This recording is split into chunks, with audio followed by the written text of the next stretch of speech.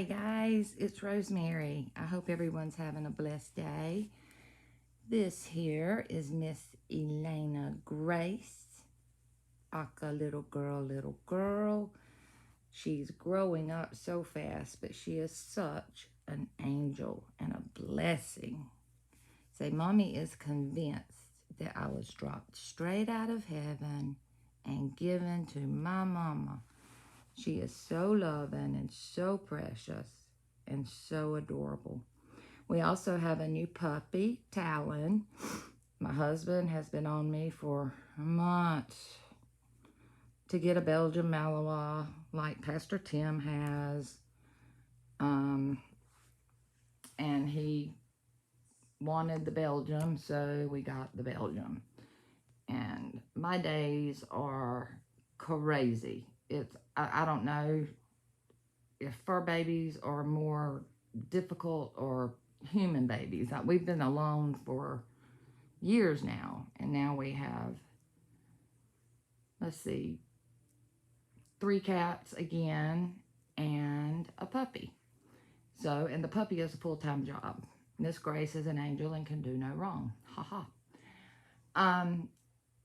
I'm coming on today because I want to share with you guys the faithfulness of God and how he just amazes me in what many would consider small things, medium-sized things, or large things. He's in it all.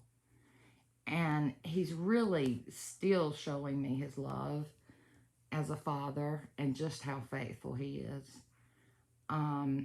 So we're going to start with the small thing, and that would be this baby girl right here. As all of you know, I lost my 10-year-old cat in January to a stroke suddenly. And I hadn't even really considered getting another cat or kitten or another anything to feed or clean up behind. But anyway, I had prayed, Lord, if it's your will, or, you know, if it's meant for me to have another kitten, then you open the door and you provide. So I wasn't actively seeking. I had not gone out and looked at litters of kittens. I had inquired about people that had litters, but I had not gone or called or actively sought out. So anyway, I can't remember if this was on Monday, the 16th, that I prayed this, or Sunday, but it was within 48 hours. My husband left for work at around 7:45, and he comes running back in the house, and I'm still in my pajamas, and he screams, "Rosemary, come quick and bring a towel." Well, I thought he had busted his head or he was in trouble, so I grab a towel and I go running out the kitchen, and I jump in his car, and he tells me on the way there, there's this feral kitten up the street that 3 of the ladies in our neighborhood were walking that morning, and they saw her, and they were trying to catch her. Well, she was a little spitfire. She wasn't even 4 weeks old. So anyway, I did get my hands on her, and I got bit 3 times, and I got a good scratch for the effort. So I threw her down, and I asked the ladies if they wanted her, and they were like, no, no, no. And I said, well, please continue on with your walk and let me see if I can gain her trust. Well, I laid on the driveway of the man's house where she was at, and she's sucking her blanket now if I can get it. She's getting ready to bed down. Sorry for all the shuffling, but I'm trying to keep her in. Anyway, she was getting closer, but she would not let me get my hands on her. And that bird's gonna get your belly. That bird gonna get your belly. That bird gonna get your belly. I came on home, and I did my devotion, and I prayed, and I got dressed, and I got back in the car, and I carried the cat carrier and a few treats, and the man that was in the house, he said he had seen her for a couple of days, but there were no more kittens, there was no mama cat, there was nothing. And he said, she will not let you get your hands on her. And I said, well, if you will, just kind of go back in your garage or in the house and let me just lay here and work with her. So I laid down on the driveway, and within 5 minutes, she had come to me where I could rub her head. And I picked her up, and as soon as I put her to my neck and my chest, she started purring, and she has been absolutely perfection ever since then. And she sleeps right here with me. She sleeps cuddled under me, belly up. I get kitten baths at night and say, Mommy, no one will ever convince me that this baby was not a gift from my father. And I thank him so much. I thank him so much for her, for Bit Bit, for Gabriel, for Talon, who is the puppy, by the way, and for my husband and my family, all of our children, our grandchildren. We have just been so blessed.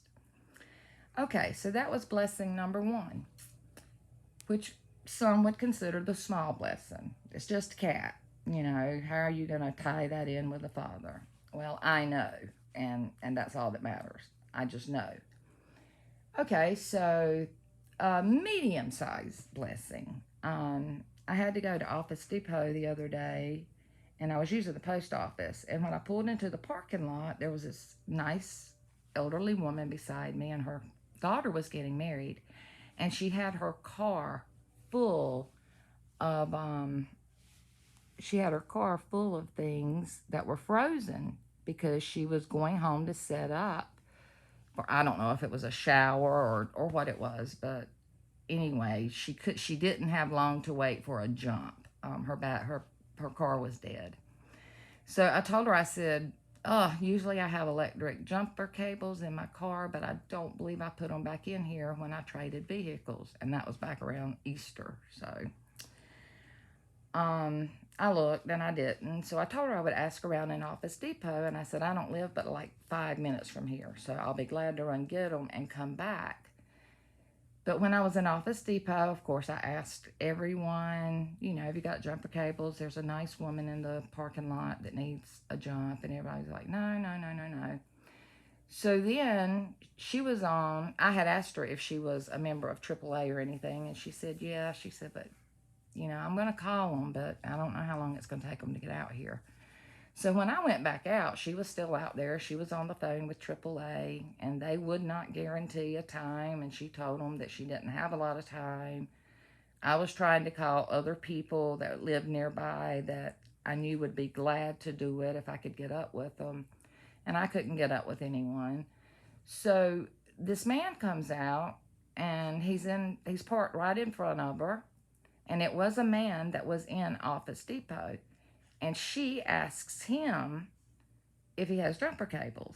And he tells her that I had already asked him, and he said, I don't believe I do, but I'll check. Sure enough, he pulled out jumper cables.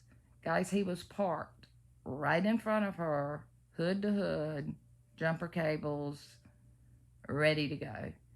And I said, what are the chances that in this huge parking lot of Harris Teeter, Subway, Office Depot, there's a nail place, there's a pizza place, there's a sandwich place, there's a Chinese place. I mean, it's huge. What are the chances that this woman's car would need a jump and he would be parked right in front of her? So anyway, it turned out that he was a pastor, and I asked him, I said, what, if you were to die right now, what would you say when God asks you, why should I let you into my kingdom? And he said, because of the sacrifice of your son. And that's absolutely it. That's the only answer, is Jesus Christ and his finished redemptive work at the cross of Calvary. The lady didn't say that much, and I didn't really push it. I did say, God bless, and I hope your daughter has a beautiful wedding and everything goes well. But I feel like that happened for her, to be honest with you. And also for me, because it just showed me again how very faithful my Father and my Lord is. Okay, up to what someone would call, okay, now that you can call an answer to prayer. Um, my daughters, she has two boys. They're now 15 and 13. But their biological father, who my daughter's not married to, she's married to another man because the boy's biological father does not believe in God. He does not believe in Jesus. The baby boy has asked his father when he would go stay with him if he would say the blessing over their dinner, and he would say, I'm not praying to someone I don't believe in. And he would call the child's name, and he said, if you want to pray, you're welcome to pray. That is your choice. But I'm not talking to somebody out there that I don't believe exists. So, I mean, that's how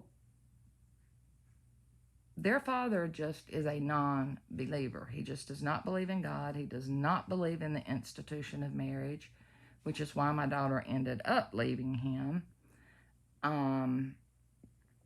But at any rate, she's now in a marriage, and her husband is very good to the boys, and, you know, it's a marriage. But at any rate, she called, it's been a couple of weeks ago now, and she said, you are never going to believe what happened. So she was telling me about the oldest son, who they're having difficulties with. He's 15, hormones raging, and he's just being a teenager. And it's being very difficult on her because she, being a believer, their father being a non-believer, it's just a very fine blade to walk. And anyway, she told me, she says, Mom, I got a text from the boy's father at dinner tonight. She said, and the text read, would you be willing for me and you and the boys to start going to such and such church on Sunday morning so that the boys can have positive influence in their lives? And that, guys, I have prayed for him and the girl he's living with, his mother, his sister, her husband, all of them. They're still part of my family. They are my grandchildren's parent. I guess his girlfriend, or the girl that's been living with him, you could call him common law, whatever. But I love her, and she's good to the boys. She's a sweetheart. And of course, I love their Gigi, their father's mother, and his sister and her husband and two children. I mean, they're still family. And I have been praying for every one of them to come to the saving knowledge of Jesus Christ. So that was another prayer that was answered in a magnanimous way. I mean, I will never be able to tell you what an answer to prayer that was. So I guess this is just a video to share with you guys just how awesome, how marvelous, how wonderful, how amazing, how miraculous, and how faithful, and how very much our Father in heaven loves us. He loves us with a love that we will never, ever be able to understand on this side of heaven. And I thank him. I give him all the praise and all the glory for everything.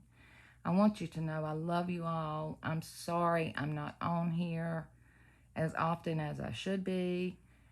I try to get on here, and then either something will come up and I forget it, or either I'm too tired, or the kitten's asleep and she's not playing, which she's crashed already, which is fine. But anyway, I want you to know I love you. I do keep you guys in prayer. I pray I see you in the clouds of glory soon, because we are going home soon. And know, those of you that I do speak to personally, you know who you are, that I've not called you because I'm raising a puppy and I'm not getting anything done but raising a puppy. And when he does go to sleep, I have to do laundry and the things that I can do in the 30 to 45 minutes he does sleep. So It's been a little hectic. Please keep us in your prayers and know that we love you very much. I'll try to come back on later and share Talon with you. He's been to the park with his daddy, and he's growing really quickly. And I'll try to show you Talon and let you meet him. God bless you all. Have a wonderful weekend in Christ Jesus. Bye-bye.